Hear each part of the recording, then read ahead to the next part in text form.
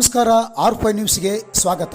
ಬಳ್ಳಾರಿ ಜಿಲ್ಲಾ ಕನ್ನಡ ಸಾಹಿತ್ಯ ಪರಿಷತ್ತು ಜಿಲ್ಲಾ ಘಟಕದಿಂದ ಸಾಹಿತ್ಯ ಸಲ್ಲಾಪ ಹಾಗೂ ಮುಕ್ತ ಸಾಹಿತ್ಯ ಚಿಂತನ ಮಂಥನ ಮಾಸಿಕ ಕಾರ್ಯಕ್ರಮವನ್ನು ಕಳೆದ ಶುಕ್ರವಾರದಂದು ನಗರದ ರಾಜಕುಮಾರ್ ರಸ್ತೆಯಲ್ಲಿರುವ ಸಾಂಸ್ಕೃತಿಕ ಸಮುಚ್ಚಯದ ಕನ್ನಡ ಭವನದಲ್ಲಿ ಏರ್ಪಡಿಸಲಾಗಿತ್ತು. ಈ ಒಂದು ಕಾರ್ಯಕ್ರಮಕ್ಕೆ ಜಿಲ್ಲಾ ಕನ್ನಡ ಸಾಹಿತ್ಯ ಪರಿಷತ್ತಿನ ಅಧ್ಯಕ್ಷರಾದ ಶ್ರೀ ನಿಷ್ಠಿರುದ್ರಪ್ಪ ಹಾಗೂ ನಗರದ ಅಧ್ಯಕ್ಷರಾದ ಶ್ರೀ ಕೆ.ವಿ. ನಾಗಿರೆಡ್ಡಿ ಕಾರ್ಯಕ್ರಮಕ್ಕೆ ಚಾಲನೆ ನೀಡಿದರು.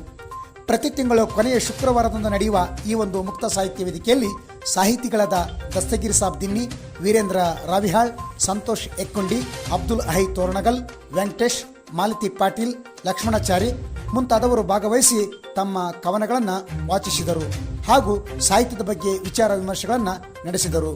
ವರದಿ BH ಶರಣಪ್ಪ, ಜಿಲ್ಲಾ ವರದಿಗಾರರು, ಆರ್5 ನ್ಯೂಸ್ ಚಾನಲ್, ಬಳ್ಳಾರಿ.